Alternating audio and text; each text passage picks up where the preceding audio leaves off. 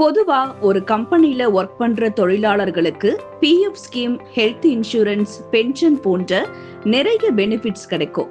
ஆனா சுய தொழில் செய்யறவங்களுக்கும் தினசரி கூலி வேலை பார்க்கறவங்களுக்கும் இந்த மாதிரி சலுகைகள் ஏதும் கிடைக்கிறது இல்ல. அதுக்காக தான் மத்திய அரசு ஒரு ஸ்கீம் அறிமுகம் படுத்தி இருக்காங்க. அமைப்பு சாரா தொழிலாளர்களுக்கு ஒரு சமூக பாதுகாப்பு கொடுக்கணுங்கிற நோக்கத்துல கொண்டு வரப்பட்டதுதான் இந்த மத்திய அரசின் இ-ஷ்ரம் கார்டு. இந்த திட்டத்தை பத்தி டீடைலா இப்ப பார்க்கலாம். ஃபர்ஸ்ட், இந்த இ-ஷ்ரம் கார்டு யாரெல்லாம் வாங்கலாம்னு பார்க்கலாம்.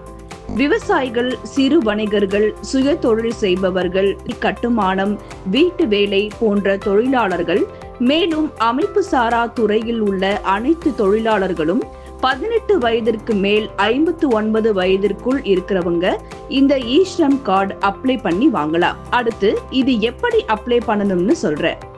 register.esram.gov.in வெப்சைட்ல ஆதார் நம்பர் வச்சு ஈஸியா அப்ளை பண்ணிக்கலாம். இந்த இ-ஷ்ரம் யோஜனா திட்டத்தின் கீழ் பதிவு செய்யப்பட்ட தொழிலாளிகளுக்கு இந்த திட்டத்தின் மூலம் ஒவ்வொரு மாதமும் 1000 ரூபாய் உதவித்தொகை வழங்கப்படுகிறது.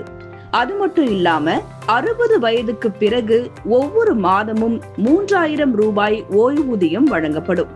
இது வயது முதிர்வு காலத்துல மிகவும் பயனுள்ளதா இருக்கும்.